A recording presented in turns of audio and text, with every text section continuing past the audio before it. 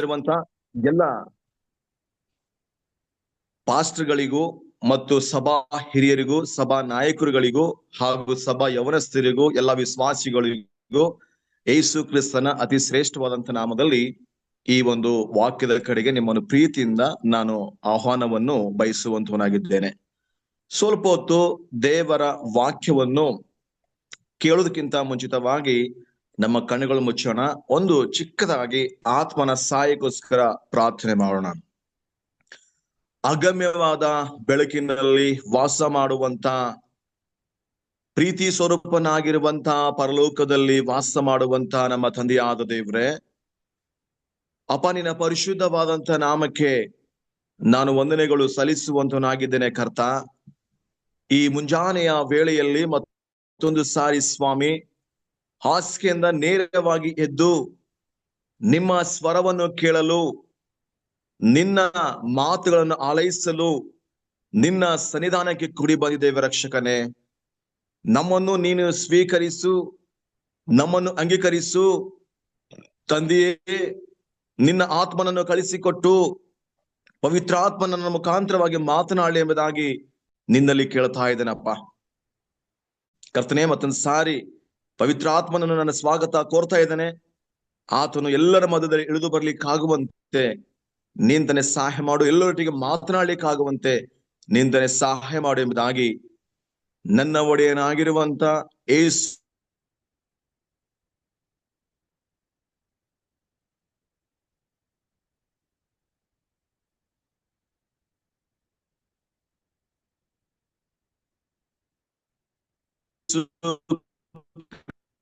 ನಿಮ್ಮೊಟ್ಟಿಗೆ ಹಂಚಿಕೊಳ್ತಕ್ಕಂತ ದೇವರ ವಾಕ್ಯದ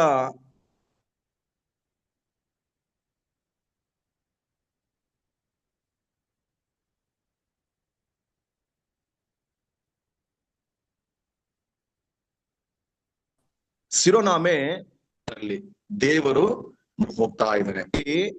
ಅನೇಕ ಕ್ರೈಸ್ತ ಭಕ್ತರು ಅರ್ಥೈಸಿಕೊಂಡಿದ್ದೇನೆಂದರೆ, ದೇವರು ನನ್ನನ್ನು ಸಂಪೂರ್ಣವಾಗಿ ಮರೆತು ಹೋಗಿದ್ದಾನೆ, ದೇವರು ನನ್ನನ್ನು ಕೈ ಬಿಟ್ಟಿದ್ದಾನೆ, ದೇವರು ಒಂದು ವೇಳೆ ನನ್ನನ್ನು ಮರೆಯದಿದ್ದರೆ, ದೇವರು ನನ್ನನ್ನು ತೊರೆದಿದ್ದರೆ ಯಾಕೆ ನನಗೆ ಇಂಥ ಕಷ್ಟಗಳು, ಯಾಕೆ ಇಂಥ ನೋವು, ಯಾಕೆ ಇಂಥ ಶೋಧನೆಗಳು, ಯಾಕೆ ಇಂಥ ವೇದನೆಗಳು, ಯಾಕೆ ಇಂಥ ಕಣ್ಣೀರು ಎಂಬುದಾಗಿ ಎಷ್ಟೋ ಜನ ಈ ರೀತಿಯಾಗಿ ಹೇಳಿರುವಂಥದ್ದು ನೀವು ಕೇಳಿದ್ದೀರಾ. ನಾನು ಸಹ ಅನೇಕ ಸಾರಿ ಕೇಳಿದ್ದೇನೆ. ನಿಜಕ್ಕೂ ಪ್ರಿಯರೇ, ದೇವರು ನಮ್ಮನ್ನು ಕೈ ಬಿಡುವುದಿಲ್ಲ, ತೊರೆಯುವುದಿಲ್ಲ. ಯಾವಾಗ ದೇವರು ನಮ್ಮನ್ನು ಕೈ ಬಿಡುತ್ತಾನೆ, ಯಾವಾಗ ನಮ್ಮನ್ನು ತೊರೆಯುತ್ತಾನೆ ಎಂಬುದಾಗಿ ನೋಡುವಾಗ, ಸಂಪೂರ್ಣವಾಗಿ ದೇವರಿಂದ ನಾವು ದೂರ ಹೋದಾಗ, ಆತನ ಆಜ್ಞೆಗಳನ್ನು ಉಲ್ಲಂಘನೆ ಮಾಡುವಾಗ, ಆತನಿಂದ ಬಿಟ್ಟು ದೂರ ಹೋಗುವಾಗ, ನಮ್ಮದೇ ಆದಂತ ದಾರಿಯನ್ನು ಆರಿಸಿಕೊಂಡು ಆ ದಾರಿಯಲ್ಲಿ ನಾವು ಹೋಗುವಾಗ ದೇವರು ಆಗ ಮರೆಯುವಂತವನಾಗಿದ್ದಾನೆ. ಸಂಪೂರ್ಣವಾಗಿ ಬಿಟ್ಟು ಹೋಗಿದೆಯಪ್ಪ, ಬಿಟ್ಟು ಹೋಗಿ ಎಂಬುದಾಗಿ ದೇವರು ಮರೆಯುವಂತವನಾಗಿದ್ದಾನೆ. ಆದರೆ ಒಬ್ಬ ನಿಜ ಭಕ್ತನು, ದೇವರ ಮಗನು, ದೇವರ ದಾಸನು, ದೇವರಿಗಾಗಿ ಜೀವಿಸುವಂತ ಯಾವೊಬ್ಬ ವ್ಯಕ್ತಿಯನ್ನು ದೇವರು ತೊರೆಯುವುದಿಲ್ಲ, ದೇವರು ಮರೆಯುವುದಿಲ್ಲ. ಯಾಕಂದರೆ ದೇವರ ವಾಕ್ಯ ಹೇಳ್ತದೆ, ಯೆಶಾಯನ ಬರೆದಂತ ಪ್ರವಾದನೆ ಗ್ರಂಥ 49ನೇ ಅಧ್ಯಾಯ 14ರಿಂದ 16ನೇ ವಚನದಲ್ಲಿ ಕರ್ತನ ವಾಕ್ಯವು ಸ್ಪಷ್ಟವಾಗಿ ಹೇಳುವಂತದಾಗಿದೆ. ಚೀಯೋನ್ ನಗರಿಯಾದರೂ ಯೆಹೋವನು ನನ್ನನ್ನು ಕೈ ಬಿಟ್ಟಿದ್ದಾನೆ, ಕರ್ತನು ನನ್ನನ್ನು ಮರೆತಿದನಲ್ಲ ಅಂದುಕೊಂಡಳು. ಯಾರು ಅಂದುಕೊಳ್ತಿದ್ರೆ ಎಂಬುದಾಗಿ ನೋಡುವಾಗ, ಮನುಷ್ಯ ಮಾತ್ರದವರಾಗಿರುವಂತ ಚೀಯೋನ್ ನಗರಿಯಾದ ಇಸ್ರಾಯೇಲರು ಯಾಕೆ ಹಾಗೆ ಅವರು ಅಂದುಕೊಳ್ಳುತ್ತಿದ್ರು ಎಂಬುದಾಗಿ ನೋಡುವಾಗ, ಅವರು ಅಲ್ಲಿ ಅನೇಕ ಸಾರಿ ದೇವರನ್ನು ಮರೆತು ಹೋಗಿದ್ರು, ದೇವರನ್ನು ಸಂಪೂರ್ಣವಾಗಿ ತೊರೆದು ಹೋಗಿದ್ರು. ಅನೇಕರು ಬೇರೆ ಬೇರೆ ವಿಗ್ರಹ ಮಾಡಿಕೊಂಡು ಇವರ ಹೆಣ್ಣನ್ನು ಅವರಿಗೆ ಕೊಡುತ್ತಾ ಅವರ ಹೆಣ್ಣು ಇವರು ತೆಗೆದುಕೊಳ್ಳುತ್ತಾ ಈ ರೀತಿಯಾಗಿ ಜೀವಿಸುವಾಗ ದೇವರು ಅವರನ್ನು ಮರೆತಿದೆ ಎಂಬುದಾಗಿ ನೋಡುತ್ತೇವೆ. ಅವ್ರು ತಿಳ್ಕೊಂಡಿದ್ದು.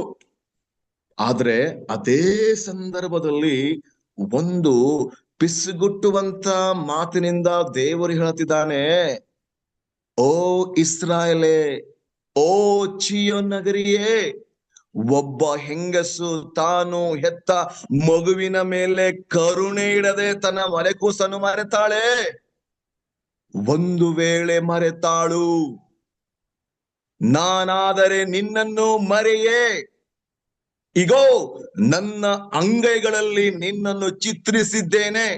ನಿನ್ನ ಪೋಳಿ ಗೋಡೆಗಳು ಸದಾ ನನ್ನ ಕಣ್ಣೆದುರಿನಲ್ಲಿವೆ ಎಂಬುದಾಗಿ ಒಂದು ಪಿಸುಗುಟ್ಟುವಂತ ರೀತಿಯಿಂದ ಇಸ್ರಾಯೇಲ್ ಜನರಿಗೆ ಬಲಪಡಿಸಿದಾನೆ ಕರ್ತನು.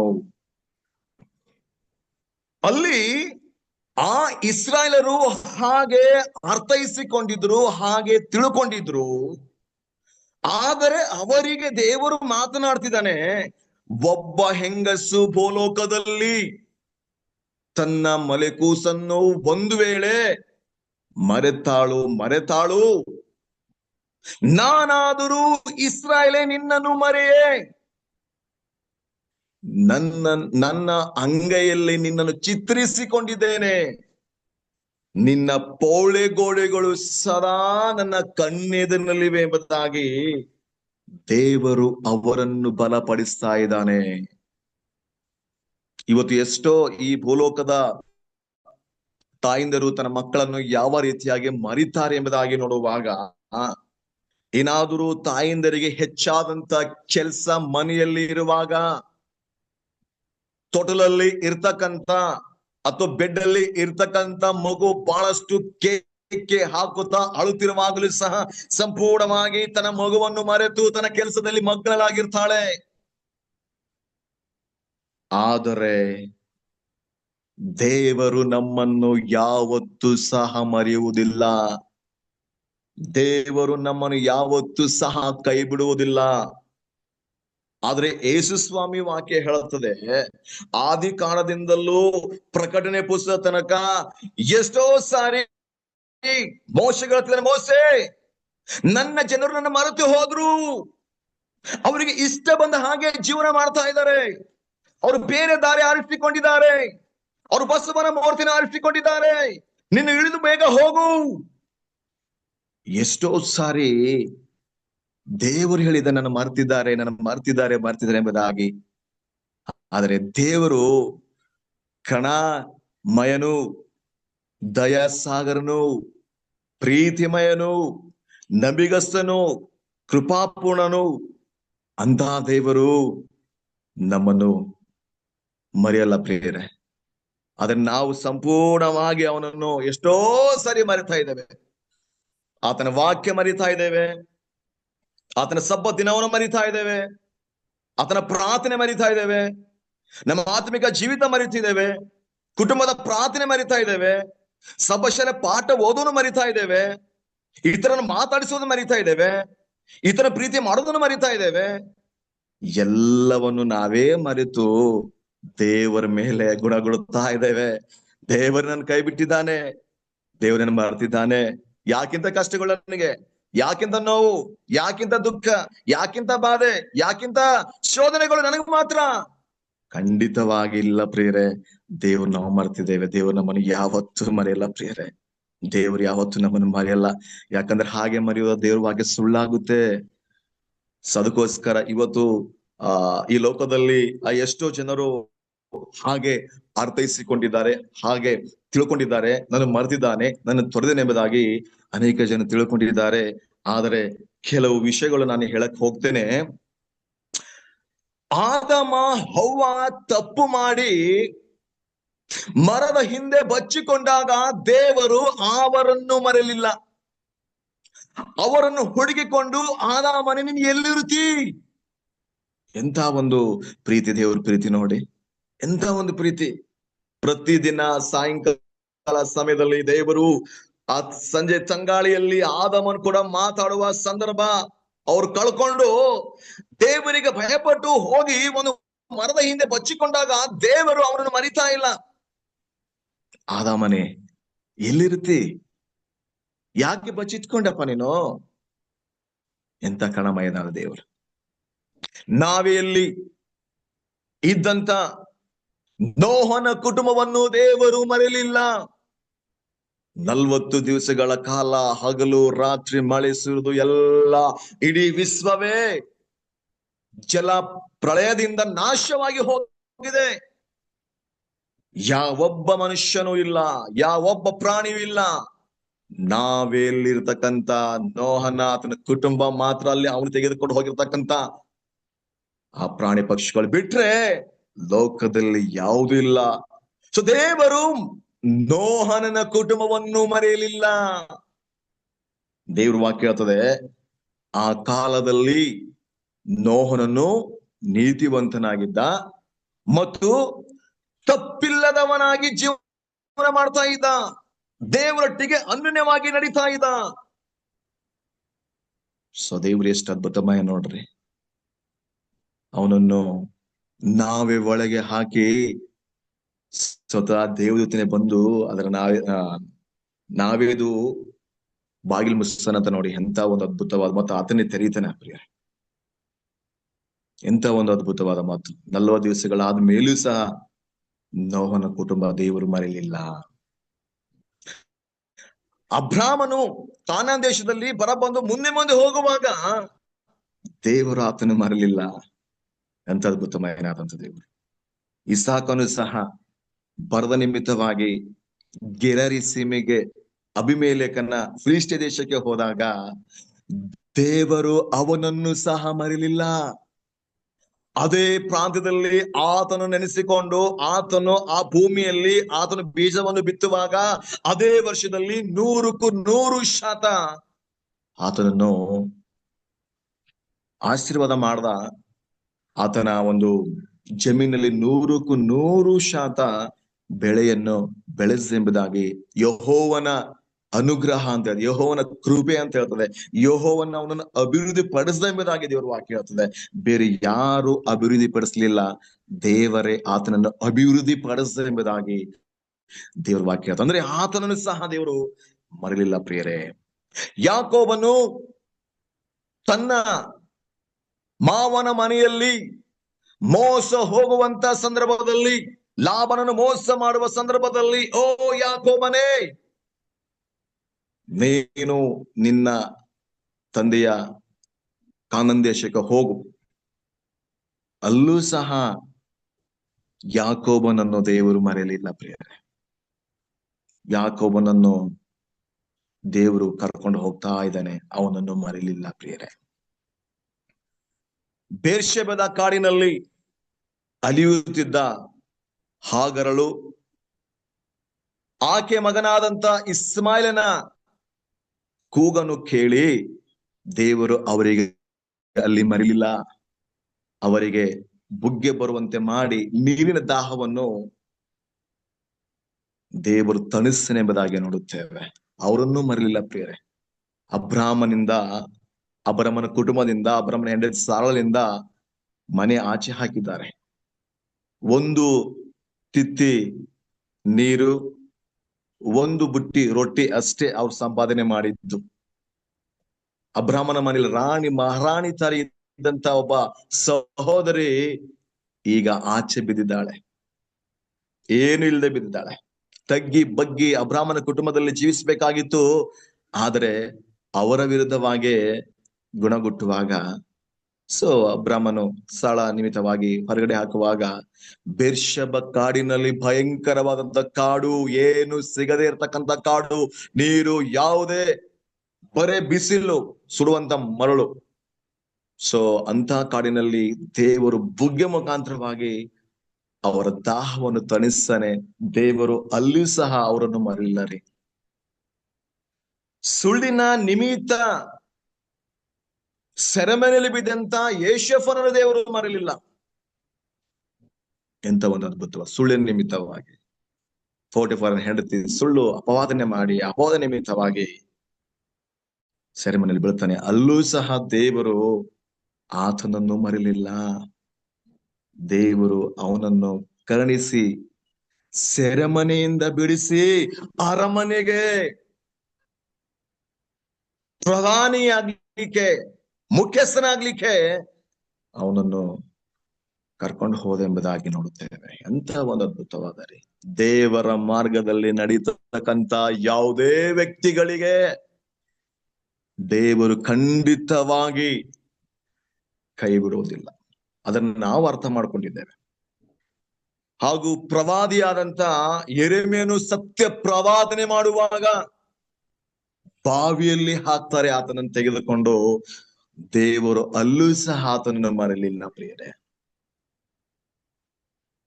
ಹಾಗೂ ಸುವಾರ್ತೆಯ ನಿಮಿತ್ತವಾಗಿ ಪೌಲನಾಗಿರ್ಬೋದು, ಪೇತ್ರನಾಗಿರ್ಬೋದು, ಇನ್ನು ಅನೇಕ ಶಿಷ್ಯರಾಗಿರ್ಬೋದು, ಅವರು ಸಹ ಸೆರೆಮನೆಯಲ್ಲಿ ಬಿದ್ದಾಗ ದೇವರು ಅವರನ್ನು ಸಹ ಮರಿಲಿಲ್ಲ. ಅವ್ರು ಕೂಗಿದ್ದಾಗ, ಅವ್ರು ಕರೆದಿದ್ದಾಗ ದೇವರು ಇದ್ದೇನೆ ಎಂಬುದಾಗಿ ಹೇಳಿ ಅವರನ್ನು ಹೊರಗಡೆ ತಂದ, ಬಿಡಿಸ್ಕೊಂಡು ಬಂದ ಪ್ರಿಯರೇ. ದೇವರು ಅವರನ್ನು ಸಹ ಮರಿಲಿಲ್ಲ. ಅದೇ ರೀತಿಯಾಗಿ ದಾನಿಯೇಲನು ಸಹ ಸತ್ಯ ನಿಮಿತ್ತವಾಗಿ ಸಿಂಹದ ಗವಿಯಲ್ಲಿ ಬಿದ್ದಾಗ ಸಿಂಹದ ಬಾಯಿಯನ್ನು ಕಟ್ಟಿದಂತ ದೇವರು ಅಲ್ಲಿಂದ ಅವನನ್ನು ಸಹ ಬಿಡಿಸ್ಕೊಂಬಂದ, ದಾನಿಯೇಲನು ಸಹ ಬಿಡಿಸ್ಕೊಂಬಂದ. ಹಾಗೂ ನಾವು ಮೂರ್ತಿಗೆ ಅಡ್ಡ ಬಿಡುವುದಿಲ್ಲ, ಪೂಜೆ ಮಾಡುವುದಿಲ್ಲ ಅಂತ ಹೇಳಿದಂತ ಶದ್ರಕ್, ಮೆಷಕ್, ಅಬೇದ್ನೆಗೋ ಅವರು ಸಹ ಅಗ್ನಿಕೊಂಡದಲ್ಲಿ ಬೀಳುವಾಗ ದೇವರು ಅವರನ್ನು ಸಹ ಮರಲಿಲ್ಲ. ಎಂತ ಒಂದು ಅದ್ಭುತವಾದ ವಾಕ್ಯಗಳಂತೆ. ದೇವರು ನಿಜಕ್ಕೂ ತನ್ನ ಭಕ್ತರನ್ನು ಯಾವತ್ತೂ ಸಹ ಕೈ ಬಿಡುವುದಿಲ್ಲ, ಯಾವತ್ತೂ ಸಹ ಮರೆಯುವುದಿಲ್ಲ. ಆದರೆ ನಾವು ಮರೆತು ಹೋಗ್ತಿದ್ದೇವೆ. ಮೊದಲು ಹೇಳಿದ ಹಾಗೆ ಆತನ ಸಬ್ಬತ್ ದಿನ ಮರಿತಾ ಇದ್ದೇವೆ, ದೇವರ ಆಜ್ಞೆ ಮರಿತಿದ್ದೇವೆ, ಪ್ರಾರ್ಥನೆ ಮರಿತಿದ್ದೇವೆ, ಭಯಭಕ್ತಿ ಮರಿತಿದ್ದೇವೆ, ಈತನ ಪ್ರೀತಿ ಮಾಡೋದು ಮರಿತಿದ್ದೇವೆ, ಸಹಾಯ ಮಾಡೋದು ಮರಿತಿದ್ದೇವೆ, ಸ್ವಾರ್ಥಿಗಳಾಗ್ತಿದ್ದೇವೆ, ಭಯಂಕರವಾದಂತಹ ಸ್ವಾರ್ಥಿಗಳಾಗ್ತಿದ್ದೇವೆ. ಸೊ ಅದಕ್ಕೋಸ್ಕರ ದೇವರು ಯಾವತ್ತೂ ಮರಲ್ಲ ಪ್ರಿಯರೇ. ತನ್ನ ನಂಬಿಗಸ್ತ ಮಕ್ಕಳು ಯಾವತ್ತೂ ಮರಲ್ಲ. ದೇವ್ರ ವಾಕ್ಯ ಆತ ನೋಡ್ರಿ, 107ನೇ ಕೀರ್ತನೆ 6ನೇ ವಚನ ಹೇಳ್ತದೆ, ಅವರು ಇಕ್ಕಟ್ಟಿನಲ್ಲಿ ಯೆಹೋವನಿಗೆ ಮೊರೆಯಿಡಲು ಆತನು ಅವರ ಕಷ್ಟದಿಂದ ಬಿಡಿಸಿದನು. ಅವರು ಇಕ್ಕಟ್ಟಿನಲ್ಲಿ ಯೆಹೋವನಿಗೆ ಮೊರೆಯಿಡಲು 430 ವರ್ಷಗಳ ಕಾಲ ಇಸ್ರಾಯೇಲರು ಈಜಿಪ್ಟಿನಲ್ಲಿ ವಾಸ ಮಾಡ್ತಾ ಇದ್ರು. ಎಲ್ಲಿಯ ತನಕ ಯೋಸೇಫನಿದ್ದ, ಗೊತ್ತಿರುವಂತ ಫರೋನ್ ರಾಜ ಅಲ್ಲಿ ತನಕ ಸುಖವಾಗಿದ್ರು. ಆದ್ರೆ ಯೋಸೇಫನ್ ಸತ್ ಮೇಲೆ ಇನ್ನೊಬ್ಬ ಫರೋನ್ ರಾಜನ್ ಬಂದ ಮೇಲೆ ಅವರ ಕತೆ ಅಧೋಗತಿ ಆಗಿತ್ತು. ಬಿಟ್ಟಿ ಕೆಲಸ, ಭಯಂಕರವಾದ ಬಿಟ್ಟಿ ಕೆಲಸ. ಅರಸನ್ ತಿಳ್ಕೊಳ್ತಾನೆ, ಒಂದು ವೇಳೆ ಇವರು ಇಷ್ಟು ಬೆಳ್ಕೊಂಡಿದಾರಲ್ಲ, ಒಂದು ವೇಳೆ ನಮ್ಮ ಮೇಲೆ ಯುದ್ಧಕ್ಕೆ ಬಂದ ಸೋತು ಹೋಗ್ಬೇಕಾಗ್ತದೆ ಎಂಬುದಾಗಿ ಬಹಳಷ್ಟು ಚಿತ್ರಹಿಂಸೆಕೊಳ್ಳಿಕ್ಕೆ ಪ್ರಾರಂಭ ಮಾಡ್ದ. ಆಗ ದೇವರು ಅವರ ಮೊರೆಯನ್ನು ಕೇಳಿ ಈಜಿಪ್ಟಿನಿಂದ, ಐಗುಪ್ತ ದೇಶದಿಂದ ಮೋಶೆ ಮುಖಾಂತರವಾಗಿ ಅವರನ್ನು ಬಿಡಿಸ್ದ. ಅವರನ್ನು ಮರಲಿಲ್ಲ ರೀ.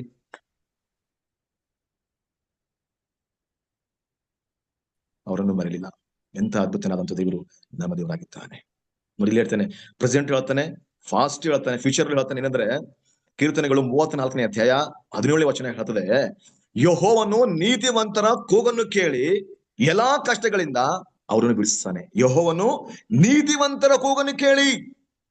ಇವತ್ತು ನಾವು ಅರ್ಥ ಮಾಡ್ಕೊಳ್ಬೇಕು, ದೇವರು ನಮ್ಮ ಕೂಗನ್ನು ಕೇಳಬೇಕಾದ್ರೆ ನಾವು ನೀತಿವಂತರಾಗಬೇಕು, ಪರಿಶುದ್ಧರಾಗಬೇಕು, ದೇವರ ಮಕ್ಕಳಾಗಬೇಕು, ದೇವರ ಪ್ರಜೆ ಆಗಬೇಕು. ಇನ್ನು ಎಲ್ಲಿದ್ದೀವಿ ನಾವು ಹೇಳ್ರಿ? ಇನ್ನು ಎಲ್ಲಿದ್ದೀವಿ ನಾವು? ಎಷ್ಟು ವರ್ಷ ಆಯ್ತು ನಾವು ಕ್ರೈಸ್ತರಾಗಿ, ಅಡ್ವೆಂಟಿಸ್ಟರಾಗಿ? ಎಷ್ಟು ವರ್ಷ ಆಯ್ತು ನಾವು? ಇನ್ನು ಬಲಹೀನನು, ಇನ್ನು ನನ್ನ ಪಾಪಿ, ಇನ್ನು ನನ್ನ ಮೊಂಡನು, ಇನ್ನು ನನ್ನ ಅವಿದನು, ಇನ್ನು ನಾನು ಮಾತಾಡ್ತಿಲ್ಲ, ಇನ್ನು ಎಲ್ಲಿಯ ತನಕ? ಹಾಗೆ ನಮ್ಮ ಭಾಸ ದೇವ್ರು ನಮ್ ಕೈ ಬಿಟ್ಟಿದ್ದಾನೆ. ಹೌದು, ನಾವೇ ಕೈ ಬಿಟ್ಕೊಂಡು ಹೋಗ್ತಿದ್ದೇವೆ ಅಷ್ಟೇ. ದೇವ್ರು ನಮ್ಗೆ ಕೈ ಬಿಟ್ಟು ನಾವೇ ಕೈ ಬಿಟ್ಕೊಂಡು ಹೋಗ್ತಿದ್ದೇವೆ. ದೇವರು ಹೇಳ್ತಾನೆ ಇಲ್ಲಿ, ಯೆಹೋವನು ನೀತಿವಂತನ ಕೂಗನ್ನು ಕೇಳಿ ಎಲ್ಲಾ ಕಷ್ಟಗಳಿಂದ, ಎಲ್ಲ ನೋವುಗಳಿಂದ, ಎಲ್ಲ ಸಾಲಗಳಿಂದ, ಎಲ್ಲ ಬಾಧೆಗಳಿಂದ ನಮ್ಮನ್ನು ಬಿಡಿಸ್ತಾನೆ. ಇನ್ನು ನಾವೆಲ್ಲೋ ಬಿಡಿಸ್ತಿಲ್ಲ ಅಂದ್ರೆ ನಾವೆಲ್ಲೋ ಇದ್ದೀವಿ ಅಂತ ಅರ್ಥ ಮಾಡ್ಕೊಳ್ಬೇಕು. ಇಲ್ಲ ನಿನ್ನ ಮೇಲೆ ಬಂದ ಅಂತ ಅರ್ಥ ಮಾಡ್ಕೊಳ್ಬೇಕು.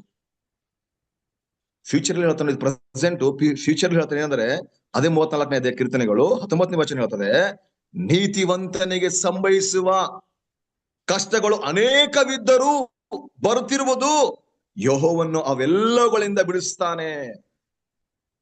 ಇನ್ನೇನು ಸಂಡೇ ಲಾ ಜಾರಿ ಆಗ್ಲಿಕ್ಕಿದೆ. ಆಲ್ರೆಡಿ ಕಡತದ ಮೇಲೆ ಸೈನ್ ಹಾಕಿದ್ದಾನೆ ಟ್ರಂಪ್. 100 ಪೇಜ್ ಮೇಲೆ ಕಡತದ ಮೇಲೆ ಸೈನ್ ಹಾಕಿ ಸುಪ್ರೀಂ ಕೋರ್ಟ್ ಕಳಿಸಿದ್ದಾನೆ. ಆದ್ರೆ ಸುಪ್ರೀಂ ಕೋರ್ಟ್ ಸ್ವಲ್ಪ ತಡೆ ಹಿಡಿದಿದೆ. ಯಾಕಂದ್ರೆ ನೀನು ಹಿಟ್ಲರ್ ಆಡಳಿತ ಮಾಡಿದೆ, ಬಂದ ತಕ್ಷಣವೇ ಈ ರೀತಿಯಾಗಿ ಮಾಡ್ತಿದೆ ಅಂತೇಳಿ ಸುಪ್ರೀಂ ಕೋರ್ಟ್ ತಡೆ ಹಿಡಿದಿದೆ. ಆದ್ರೆ ಖಂಡಿತವಾಗಿ ಅದು ಜಾರಿಗೆ ಆಗುತ್ತೆ. ಆಗ ಉಂಟು ನಮ್ಮ ಬಂಡವಾಳ ಏನು ಅಂತ. ನಾವೆಷ್ಟು ಭಕ್ತಿವಂತರಾಗಿದ್ದೇವೆ, ಎಷ್ಟು ದೇವರಿಗೋಸ್ಕರ ನಿಂತ್ಕೊಂಡಿದ್ದೇವೆ, ದೇವ್ರ ಪ್ರಜೆ ಆಗಿದ್ದೇವಾ ಅಥವಾ ಇನ್ನು ಸೈತನ ಮಕ್ಕಳಾಗಿದ್ದೇವೆ ಇದಾಗಿ ಅಲ್ಲಿ ಗೊತ್ತಾಗುತ್ತೆ ನಮಗೆ. ಅದ್ರ ಸತ್ಯವೇದ ಹೇಳ್ತದೆ, ನೀತಿವಂತನಿಗೆ ಸಂಭವಿಸುವ ಕಷ್ಟಗಳು ಅನೇಕವಿದ್ದರೂ, ಅನೇಕ ಬರ್ತಿರುವುದು, ಬಂದ್ರೂ ಸಹ ಯೆಹೋವನು ಅವೆಲ್ಲಗಳಿಂದ ಬಿಡಿಸ್ತಾನೆ. ಎಂತ ಒಂದು ಕಣಮಯನ ಒಂದು ದೇವರು ನಮ್ಮ ಜೊತೆ ಇವತ್ತು ನೇರವಾಗಿ ಮಾತಾಡ್ತಿದ್ದಾನೆ. ನಾವು ಅರ್ಥ ಮಾಡ್ಕೊಂಡಿದ್ದೇವೆ ಅಷ್ಟೇ. ಏನಂದ್ರೆ ದೇವರು ನಮ್ಮನ್ನು ಕೈ ಬಿಟ್ಟಿದ್ದಾನೆ, ನಮ್ಮನ್ನು ತೊರೆದಿದ್ದಾನೆ, ನಮ್ಮ ಮರೆದಿದ್ದಾನೆ. ನಮಗೆ ಕಷ್ಟಗಳು, ನಮಗೆ ರೋಗಗಳು, ನಮಗೆ ಚಿಂತೆಗಳು, ನಮಗೆ ಇಕ್ಕಟ್ಟುಗಳು, ನಮಗೆ ಬಿಕ್ಕಟ್ಟುಗಳು, ನಮಗೆ ಸಾಲಗಳು ನಾವು ಮಾಡ್ಕೊಳ್ತಿದ್ದೇವೆ. ಎಷ್ಟು ಸರಿ ನಾವೇ ಮಾಡ್ಕೊಳ್ತೀವಿ. ಅದಕ್ಕೆ ಹೆತ್ತ ತಂದೆ ತಾಯಿ ತೊರೆದು ಬಿಟ್ಟರೇನೋ, ನಾನ್ ನಿಮ್ಮನ್ನು ಸೇರಿಸಿಕೊಳ್ತೇನೆ ದೇವ ವಾಕ್ಯ ಹೇಳ್ತದೆ. ಇಬ್ರಿಯ 13:5 ಹೇಳ್ತದೆ, ದ್ರವಾಸ್ಯವಿಲ್ಲದವರಾಗಿರಿ, ನಿಮಗಿರುಗಳಲ್ಲಿ ತೃಪ್ತರಾಗಿರಿ, ನಾನು ನಿಮ್ಮನ್ನು ಎಂದಿಗೂ ಕೈ ಬಿಡುವುದಿಲ್ಲ, ಎಂದಿಗೂ ತೊರೆಯುವುದಿಲ್ಲವೆಂದು ದೇವರು ಹೇಳ್ತಾನೆ. ದ್ರವೇ ಆಸೆ ಇಲ್ಲದವರ ಅಂದ್ರೆ ಆಸೆ ಆಕಾಂಕ್ಷೆಗಳನ್ನು ಸಂಪೂರ್ಣವಾಗಿ ಸಾಯಿಸ್ಕೊಳ್ಬೇಕು. ನಮಗಿರುವುದರಲ್ಲಿ ನಮಗೆ ಏನಿದೆ ಅದರಲ್ಲಿ ನಾವು ತೃಪ್ತರಾಗಿ ಹೋಗ್ಬೇಕಂತೆ. ಇವತ್ತು ಜನರಿಗೆ ತೃಪ್ತಿ ಇಲ್ಲ. ಸಂಪಾದನೆ, ದ್ರವಾಸೆ, ಹಣ ಸಂಪಾದನೆ, ಅದು ತಗೊಳ್ಬೇಕು, ಇದು ತಗೊಳ್ಬೇಕು, ಅದು ಮಾಡಬೇಕು, ಇದು ಮಾಡಬೇಕು, ಅಲ್ಲಿಗೆ ಹೋಗ್ಬೇಕು, ಇಲ್ಲಿ ಬರ್ಬೇಕು, ಅದು ತಿನ್ಬೇಕು, ಇದು ತಿನ್ಬೇಕು. ಸೊ ಇದರಲ್ಲೇ ಹೋಗ್ತಾ ಇದ್ದಾರೆ. ನೆಮ್ಮದಿನೇ ಇಲ್ಲ, ತೃಪ್ತಿನೇ ಇಲ್ಲ ಪ್ರಿಯರೇ. ಅದಕ್ಕೋಸ್ಕರ ದೇವರು ಕೈ ಬಿಡ್ತಾ ಇದ್ದಾನೆ. ನಾವ್ ಬಿಟ್ಟು ಹೋಗ್ತೀವಿ, ಕೈ ಬಿಡೋದಲ್ಲ, ನಾವೇ ಬಿಟ್ಟು ಹೋಗ್ತೀವಿ ಅಷ್ಟೇ. ಈ ತರ ಇರೋದು ದೇವರು. ಖಂಡಿತ ನಾವು ದೂರ ಹೋಗ್ತೀವಿ. ಆದ್ರೆ ದೇವರು ವಾಕ್ಯ ಹೇಳ್ತದೆ 20ನೇ ವಚನ ಹೇಳ್ತದೆ, ಮತ್ತಾಯ, ನಾನು ಯುಗಾದ ಸಮಾಪ್ತಿಯವರೆಗೂ ಎಲ್ಲ ದಿವಸ ನಿಮ್ಮ ಸಂಗಡ ಇರ್ತೇನೆ. ಎಂತ ಅದ್ಭುತವಾದ ಒಂದು ಹಾಡುಗಾರನ ಈ ರೀತಿಯಾಗಿ ಹೇಳ್ತಾನಲ್ವಾ, ಯಾರನ್ನು ಕೈ ಬಿಟ್ಟರು ಯೇಸು ಕೈ ಬಿಡಲಾರ, ಯಾರನ್ನು ಕೈ ಬಿಟ್ಟರು ಯೇಸು ಕೈ ಬಿಡಲಾರ, ಕೈ ಬಿಡಲಾರ, ಕೈ ಬಿಡಲಾರ, ಯೇಸು ಕೈ ಬಿಡಲಾರ. ಹೌದು ಪ್ರಿಯರೇ, ಖಂಡಿತವಾಗಿ ದೇವರು ನಮ್ಮನ್ನು ಕೈ ಬಿಡಲ್ಲ. ಆದರೆ ದೇವರು ನಮ್ಮನ್ನು ಬಹಳಷ್ಟು ಇನ್ನೂ ಪ್ರೀತಿ ಮಾಡ್ತಿದ್ದಾನೆ ಪ್ರಿಯರೇ. ಆದ್ರೆ ನಮ್ಮ ಕರ್ತವ್ಯ ಏನು? ನಾವು ರಿಪೆಂಟ್ ಆಗಿ ಪಾಪಕ್ಕೆ ಪಶ್ಚಾತ್ತಾಪ ಪಟ್ಟು ನಮ್ಮ ಎಲ್ಲ ಆಸೆ ಆಕಾಂಕ್ಷೆಗಳನ್ನು ದೇವರಿಗೋಸ್ಕರ, ದೇವರ ರಾಜ್ಯದ ನಿಮಿತ್ತವಾಗಿ, ಪರಲೋಕದ ನಿಮಿತ್ತವಾಗಿ ಸಾಯಿಸಿಕೊಂಡು ನಾವು ಕರ್ತನ ಬಳಿಗೆ ಬರುವಾಗ ಕರ್ತನ ನಮ್ಮನ್ನು ಸ್ವೀಕಾರ ಮಾಡಿಕೊಳ್ಳುವಂತನಾಗಿದ್ದಾನೆ, ಅದ್ಭುತದಿಂದ ನಡೆಸುವಂತವನಾಗಿದ್ದಾನೆ. ಅಂದು ಇಸ್ರಾಯೇಲರು ಹಾಗೆ ತಿಳ್ಕೊಂಡಿದ್ರು, ದೇವರು ಕೈ ಬಿಟ್ಟಿದ್ದಾನೆ, ದೇವರು ನಮ್ಮ ತೊರೆದಿದ್ದಾನೆ ಎಂಬುದಾಗಿ ಹೇಳ್ತಾ ಇದ್ರು. ಆದ್ರೆ ದೇವ್ರು ಹೇಳ್ತಾನೆ ಅವರಿಗೆ, ನಾನು ನಿಮ್ಮನ್ನು ಕೈ ಬಿಟ್ಟಿಲ್ಲಪ್ಪ, ನಿಮ್ಮನ್ನು ತೊರಲಿಲ್ಲಪ್ಪ, ನಿಮ್ಮನ್ನು ನನ್ನ ಅಂಗೈಗಳಲ್ಲಿ ಚಿತ್ರಿಸಿಕೊಂಡಿದ್ದೇನೆ. ನಿಮ್ಮ ಪೋಳೆಗಳು, ಮನೆಗಳು ಎಲ್ಲವೂ ನನ್ನ ಕಣ್ಣೆದುರಲ್ಲಿದೆ. ನಾನು ಹೇಗಪ್ಪ ಮರಳಿ ನಿಮ್ಮನ್ನು, ನಾನು ಹೇಗಪ್ಪ ತ್ಯಜಿಸಲಿ ಎಂಬುದಾಗಿ ಹೋಶೇಯನ ಪ್ರವಾದನೆ ಗ್ರಂಥದಲ್ಲಿ ದೇವ್ರು ಹೇಳ್ತಾನೆ ಪ್ರಿಯರೇ. ಕರ್ತನಲ್ಲಿ ಆತ್ಮೀಯ ದೇವ ಜನರೇ, ಆತ್ಮೀಯ ಸೇವಕರೇ, ಹಿರಿಯರೇ, ನಾಯಕರುಗಳೇ, ಸಭೆಯವನಸ್ಥರೇ, ವಿಶ್ವಾಸಿಗಳೇ, ಇವತ್ತು ದೇವರು ನೇರವಾಗಿ ನಮ್ಗೆ ಕೂಡ ಮಾತಾಡ್ತಿದ್ದಾನೆ. ನಾವು ತಿದ್ದುಕೊಳ್ಬೇಕು. ಪ್ರತಿದಿನ ಬಂದಿರುವಂತ ವಾಕ್ಯದ ಮುಖಾಂತರವಾಗಿ ನಮ್ಮನ್ನು ತಿದ್ದುಕೊಳ್ಬೇಕು. ನೂತನ ಸೃಷ್ಟಿಗಳಾಗಿ ಜೀವಿಸ್ಬೇಕು. ಏನೋ ಹೇಳ್ದ, ಏನೋ ಮಾಡ್ದನೋ, ಕೇಳದೇವಿ ಬಿಟ್ಟಿವಂತಲ್ಲ ಪ್ರಿಯರೇ. ಇವೆಲ್ಲವೂ ಸಹ ಎಚ್ಚರಿಕೆಯ ಸಂದೇಶ ದೇವರು ಕೊಡ್ತಾ ಇದ್ದಾನೆ. ಅಂತ್ಯಕಾಲಗಳಲ್ಲಿ ನಾವು ಅದನ್ನು ಭದ್ರವಾಗಿ ಸತ್ಯವನ್ನು ಹಿಡಿದುಕೊಂಡು ಸತ್ಯಕ್ಕಾಗಿ ನಾವು ಜೀವಿಸಬೇಕು. ಯೇಸು ಕ್ರಿಸ್ತನು ಮರಣ ಹತ್ರವಾಗಿದೆ. ಎಲ್ಲ ಕಾರ್ಯ ಭೂಲೋಕ ನಡೀತಾ ಇದೆ. ಸೊ ಪ್ರಕೃತಿಯಲ್ಲಿ ವ್ಯತ್ಯಾಸವಾಗ್ತಿದೆ, ಸೊ ರಾಜಕೀಯದಲ್ಲಿ ವ್ಯತ್ಯಾಸವಾಗ್ತಿದೆ, ಧಾರ್ಮಿಕದಲ್ಲಿ ವ್ಯತ್ಯಾಸವಾಗ್ತಿದೆ. ಇದೆಲ್ಲವೂ ಏನಾಗಿದೆ, ಅಂತ್ಯವು ಹತ್ರವಾಗಿದೆ. ಅದಕ್ಕೋಸ್ಕರ ನಾನು ನನ್ನ ಮನೆಯವರು ಯೆಹೋವನನ್ನು ಸೇವಿಸುತ್ತಾ ನಾವು ಜೀವಿಸೋಣ. ದೇವರು ಈ ವಾಕ್ಯದ ಮುಖಾಂತರವಾಗಿ ನಮ್ಮನ್ನು ಬಲಪಡಿಸಿ ನಡೆಸಲಿ ಎಂಬುದಾಗಿ ನನ್ನ ಪ್ರಾರ್ಥನೆ ಆಗಿದೆ. Amen, amen, amen. ಆಮೆನ್. ಉತ್ತಮವಾದಂತಹ ಪ್ರಾರ್ಥನೆಗಾಗಿ ಬೋಧಕರಾದಂತ ಅಮಿತ್ ರಾವ್ ಅವರಿಗೆ ನಾನು ವಂದನೆಗಳನ್ನ ಸಲ್ಲಿಸ್ತೇನೆ. ಪ್ರಾರ್ಥನೆಗೆ ಹೋಗೋಣ. ಈ ಸಮಯದಲ್ಲಿ ಆ ಪ್ರಾರ್ಥನೆ ವಿಜ್ಞಾಪನೆಗಳೇನಾದ್ರೂ ಇದ್ರೆ ದಯಮಾಡಿ ತಿಳಿಸಬೇಕೆಂದು ಕೇಳ್ಕೊಳ್ತೇನೆ. ಬೋಧಕರಾದಂತ ಜಾನ್ಸನ್ ಯೇಸುದಾಸ್ ಅವರು ಮುಕ್ತಾಯದ ಪ್ರಾರ್ಥನೆ ಮಾಡ್ಬೇಕೆಂದು ಕೇಳ್ಕೊಳ್ತೇನೆ. ಅಂತ್ಯ ಆಶೀರ್ವಾದವನ್ನ ಪಾಸ್ಟರ್ ಅಮಿತ್ ರಾವ್ ಅವರು ಕೊಡಬೇಕೆಂಬುದಾಗಿ ಕೇಳ್ಕೊಳ್ತೇನೆ. ಪಾಸ್ಟರ್ ಜಾನ್ಸನ್ ಅವರು ಏನಾದ್ರೂ ವಿಶೇಷವಾದಿ ಪ್ರಾರ್ಥನೆ ವಿಜ್ಞಾಪನೆಗಳಿದ್ರೆ ತಿಳಿಸ್ಬೇಕೆಂದ ಕೇಳ್ಕೊಳ್ತೇನೆ. ಕೆಲವೊಂದು ಪ್ರಾರ್ಥನೆ ವಿಜ್ಞಾಪನೆಗಳಿವೆ, ಅವುಗಳನ್ನ ನಿಮ್ ಮುಂದೆ ಇಡ್ತೇನೆ, ನೆನ್ಪು ಮಾಡಿಕೊಂಡ್ರೆ ತುಂಬಾ ಒಳ್ಳೆಯದು. ಪ್ರಾರ್ಥನೆಗಾಗಿ ನಮ್ಮ ಮೈಸೂರು ಸಭೆಯ ಶ್ಯಾಮಲಮ್ಮ ಅವರನ್ನ ನೆನ್ಪು ಮಾಡ್ಕೊಳ್ರಿ. ಸಹೋದರಿ ಅಂಜನಮ್ಮ ಅವರ ಆರೋಗ್ಯಕ್ಕೋಸ್ಕರ ಪ್ರಾರ್ಥನೆ ಮಾಡ್ರಿ. ಜಾನ್ ಡೇವಿಡ್ ಅವರ ಕಣ್ಣಿಗಾಗಿ ಮತ್ತು ಪ್ರಕಾಶ್ ಅವರ ಕುಟುಂಬಕ್ಕಾಗಿ ಪ್ರಾರ್ಥನೆ ಮಾಡ್ರಿ. ವರಲಕ್ಷ್ಮಿ ಅವರ ಕುಟುಂಬಕ್ಕಾಗಿ, ಗಾಯತ್ರಿ ಮತ್ತು ಮೇಘನಾ ಅವರ ಕುಟುಂಬಕ್ಕಾಗಿ, ಸಹೋದರ KP ರವಿ ಅವರ ಕುಟುಂಬಕ್ಕೋಸ್ಕರ ಪ್ರಾರ್ಥನೆ ಮಾಡ್ಬೇಕೆಂಬ ಇದ್ದೀರಾ?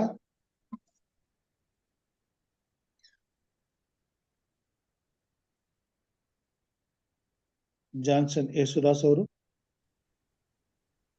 ಬೋಧಕರೇ ನಮಸ್ಕಾರ. ನಮಸ್ಕಾರ. ಬೋಧಕರೇ, ಇನ್ನೊಂದು ಮನವಿ ಇದೆ. ಹೇಳಿ. ಒಂದು ಕಲ್ಲಂಗಡಿ ಬಿಸ್ನೆಸ್ ಹೇಳಿದ್ನಲ್ಲ, ಫ್ರೂಟ್ ಬಿಸ್ನೆಸ್. ಒಂದು ಬಾಗಲಕೋಟೆಯಿಂದ ಗಾಡಿ ಕಳಿಸ್ತಾ ಇದಾರೆ, ಮಾಲ್ ಕಳಿಸ್ತಾ ಇದಾರೆ. ಪ್ರಾರ್ಥನೆಯನ್ನು ಆಲಿಸಿದಾನೆ, ಅದಕ್ಕೋಸ್ಕರ ಪ್ರಾರ್ಥನೆ ಮಾಡಿ. ಅದು ತುಂಬ ರೀತಿ ಬರುತ್ತೆ. ಸೋಮವಾರ ದಿನ ಬರ್ತಾ ಇದೆ ಬೆಂಗಳೂರಿಗೆ ಗಾಡಿ. ಪ್ರಾರ್ಥನೆ ಮಾಡಿ. ಸೊ KP ರವಿರವರ ಬಿಸ್ನೆಸ್ಗಾಗಿ, ಅವರ ಪ್ರಯಾಸಕ್ಕಾಗಿ ದೇವರು ಸಫಲವನ್ನ ಮಾಡ್ಲಿ ಎಂಬುದಾಗಿ ಪ್ರಾರ್ಥನೆಯಲ್ಲಿ ಕೇಳ್ಕೊಂಡಿದ್ದಾರೆ. ಪಾಸ್ಟರ್ ಜಾನ್ಸನ್ ಯೇಸುದಾಸ್, ಶ್ಯಾಮಲಮ್ಮ ಮತ್ತು ಜಾನ್ ಡೇವಿಡ್ ಕಣ್ಣಿಗಾಗಿ, ಪ್ರಕಾಶ್ ಅವರು ಮತ್ತು ಗಾಯತ್ರಿ ಅವರ ಮರಿಗಾಗಿ, KP ರವಿ ಅವರು, ಮೇಘನಾ ಮತ್ತು ಅಂಜನಾ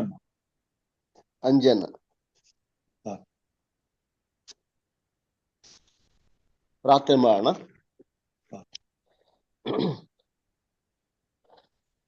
ಸರ್ವಶಕ್ತನೇ, ಸೃಷ್ಟಿಗೆ ಮೂಲ ಕಾರಣೆ, ಭೂಮಿ ಆಕಾಶವನ್ನು ಸೂರ್ಯಚಂದ್ರ ಉಂಟು ಮಾಡಿ ಮಳೆಯನ್ನು ಕೊಟ್ಟು ಬೆಳೆಯನ್ನು ಬೆಳೆಸಿ ಎಲ್ಲಾ ಜೀವಿಗೆ ಆಹಾರ ಒದಗಿಸುವ ಜೀವಳ ಯೇಸುವೆ, ನಿನ್ನ ನಾಮಕ್ಕೆ ಸ್ತೋತ್ರ ಸಲ್ಲಿಸುತ್ತೇವೆ.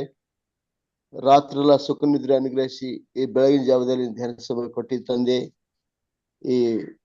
ಈ ಕೃಪೆಗಾಗಿ ಜೀವಿತಕ್ಕಾಗಿ ಸ್ತೋತ್ರ ಸಲ್ಲಿಸುತ್ತೇವೆ. ಈ ದಿನ ನೋಡಬೇಕು, ಕಾಣಬೇಕು ಎಂದು ಎಷ್ಟೋ ಜನ ಅಪೇಕ್ಷೆ ಪಟ್ಟರು ಸಹ ಅವ್ರು ಈ ಲೋಕದಲ್ಲಿ ಇಲ್ಲ ತಂದೆ. ಪಾಪ ನಮ್ಮನ್ನು ಕನಿಕರಿಸಿ ಆಶೀರ್ವಾದ ಮಾಡಿ ತಂದೆ, ಅದಕ್ಕಾಗಿ ಸ್ತೋತ್ರ ಸಲ್ಲಿಸುತ್ತೇವೆ. ನಿಮ್ಮ ಸೇವಕರ ಮೂಲಕ ಬಂದಂತ ವಾಕ್ಯಕ್ಕಾಗಿ ಸ್ತೋತ್ರ ಸಲ್ಲಿಸುತ್ತೇವೆ. ಪಾಸ್ಟರ್ ಅಮಿತ್ ಅವರು ಸೇವೆನ ಕುಟುಂಬ ಮಕ್ಕಳನ್ನು ಆಶೀರ್ವಾದ ಮಾಡು. ಹೌದು ತಂದೆ, ಅನೇಕ ಸಾರಿ ನಮ್ಮ ಕಸುಳಿ ನಾವೇ ಕಾರಣರಾಗಿದ್ದೇವೆ.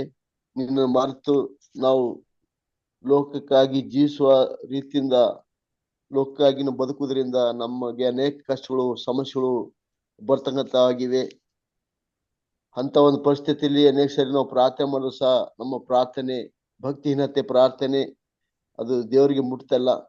ಅದಕ್ಕಾಗಿ ಸ್ವಾಮಿ, ನಾವು ನಿನ್ನ ವಾಕ್ಯವನ್ನು ದಿನನಿತ್ಯದಲ್ಲಿ ಓದುತ್ತಾ ನಿನ್ನ ದಶಕಗಳನ್ನು ಪಾಲನೆ ಮಾಡುತ್ತಾ ನಿನ್ನ ಮಕ್ಕಳಾಗಿ, ಕ್ರೈಸ್ತರಾಗಿ, ಅಡ್ವೆಂಟಿಸ್ಟರಾಗಿ ಜೀವಿಸ್ಲಿಕ್ಕೆ ನೀನು ಸಹಾಯ ಮಾಡು ತಂದೆ.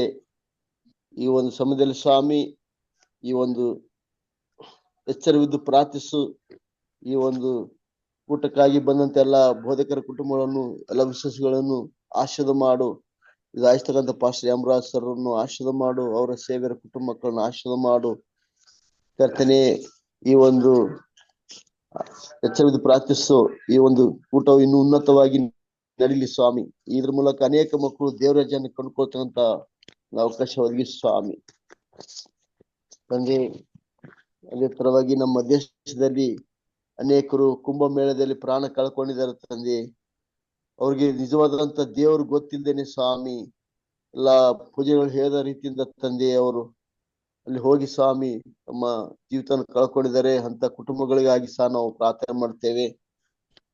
ಕಳ್ಕೊಂಡಂತ ಪ್ರಿಯರನ್ನು ಅವರೆಲ್ಲ ಕುಟುಂಬ ಸದಸ್ಯರಿಗೆ ಸಮಾಧಾನ ಶಾಂತಿ ಕೊಡದೆ ಪಡಿಸು. ಈ ಸಮಯದಲ್ಲಿ ಕರ್ತನೆ, ವಿಶೇಷವಾಗಿ ನಾವು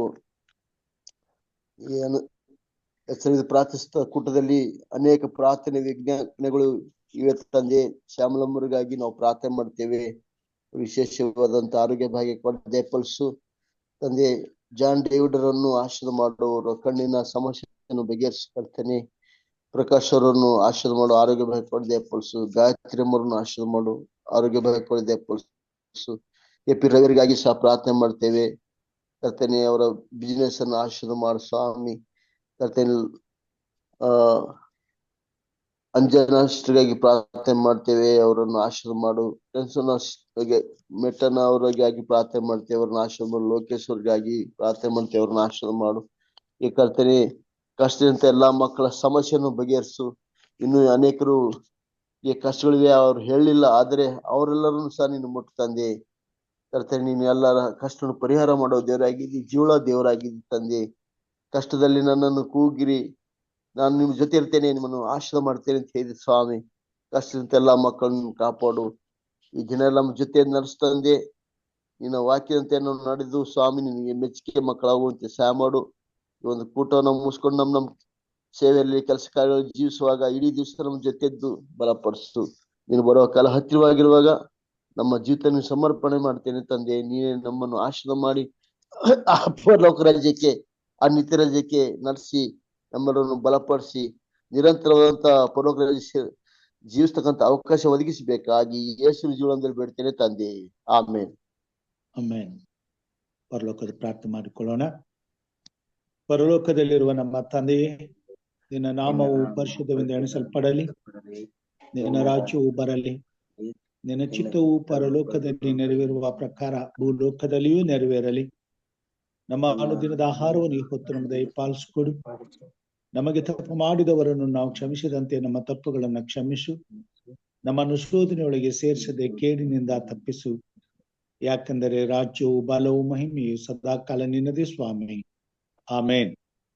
ನಮ್ಮ ಕರ್ತನಾದ ಯೇಸು ಕ್ರಿಸ್ತನ ಕೃಪೆಯು, ತಂದೆಯಾದ ದೇವರ ಪ್ರೀತಿಯು ಹಾಗೂ ಪವಿತ್ರಾತ್ಮನ ಐಕ್ಯತೆ, ಅನ್ಯೋನ್ಯತೆ, ಶಾಂತಿ, ಸಮಾಧಾನ, ಆರೋಗ್ಯ ಭಾಗ್ಯವು ಈ ಒಂದು ಝೂಮ್ ಮಾಧ್ಯಮದಲ್ಲಿ ಕೂಡಿ ಬಂದಿರುವಂತ ಪ್ರತಿಯೊಬ್ಬ ನಿನ್ನ ಭಕ್ತರ ಮೇಲೆಯೂ, ನಿಮ್ಮ ದಾಸರುಗಳ ಮೇಲೆಯೂ, ಪ್ರಾರ್ಥನೆ ವಿಜ್ಞಾಪನೆಗಳ ಮೇಲೆಯೂ ಇಂದು ಎಂದು ನಿತ್ಯ ನಿರಂತರಕ್ಕೂ ನಿಮ್ಮ ಆಶೀರ್ವಾದವು ನೆಲೆಯಾಗಿರ್ಲಿ ತಂದೆಯೇ.